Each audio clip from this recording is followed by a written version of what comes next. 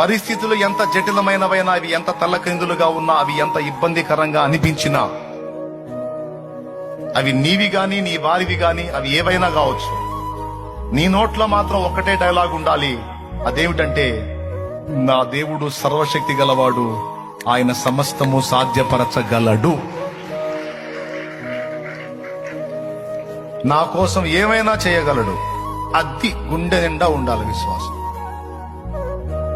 నా దేవుడు నా కోసం ఏమైనా చేయగలడు. ఆయనకు సమస్తము సాధ్యం.